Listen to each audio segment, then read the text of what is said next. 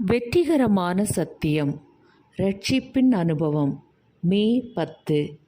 பரிபூரண வளர்ச்சி. பால் உண்கிறவன் குழந்தையாய் இருக்கிறபடியினாலே நீதியின் வசனத்தில் பழக்கமில்லாதவனாய் இருக்கிறான். பலமான ஆகாரமானது பூரண வயதுள்ளவர்களுக்கே தகும். எபிரேயர் 5:13 மற்றும் 14 17 முதல் 19ஆம் நூற்றாண்டுகளில் ரொட்டியை பால் அல்லது தண்ணீரில் ஊற வைத்து பிறகு குழந்தையின் வாயில் கரண்டியால் ஊற்றுகிற உணவு தயாரிக்கப்பட்டது. 1800களின் நடுப்பகுதியில் பல ஐரோப்பிய நிறுவனங்கள் குழந்தை உணவுகளை தயாரித்தன. அதில் சுவிட்சர்லாந்தை சேர்ந்த ஹென்றி நெஸ்லேயும் ஒருவர். அவர் அமெரிக்காவிலும் பிற நாடுகளிலும் நெஸ்லே பால் உணவை விற்றார். அமெரிக்காவில் இறைச்சி, பழம், காய்கறி அடிப்படையிலான குழந்தை உணவுகள் 1920களில் விற்பனைக்கு வரத் தொடங்கின. அவற்றில் கிளாப்ஸ், ஹெர்பர், பீச்நட் ஆகியவை பிரபலமடைந்தன. ஆரம்ப காலங்களில் கிடைத்த சுவை உணவுகளில் ஒன்று ஜெர்பர் என்பவர் தயாரித்த கல்லீரல் சூப்பாகும். நமது கிறிஸ்தவ அனுபவத்தில் குழந்தை பருவ ஆவிக்குரிய உணவை தாண்டி செல்ல வேண்டும்.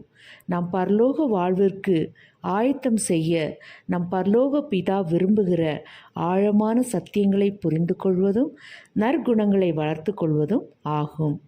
நாம் இனி குழந்தைகளாய் இராமல் போதகமாகிய பலவித காற்றினாலே அலைகளைப் போல அடிபட்டு அலைகிறவர்களாய் இராமல் அன்புடன் சத்தியத்தை கைக்கொண்டு தலையாகிய கிறிஸ்துவுக்குள் எல்லாவற்றிலேயும் நாம் வளருகிறவர்களாய் இருக்க வேண்டும். எபேசியர் 4:14 மற்றும் 15 நாம் எல்லா ஞானத்தோடும் ஆவிக்குரிய விவேகத்தோடும் அவருடைய சித்தத்தை அறிகிற அறிவினாலே நிரப்பப்படவும் சகலவித நற்கிரியைகளுமாகிய கனிகளை கொடுக்கவும் அவர் விரும்புகிறார்.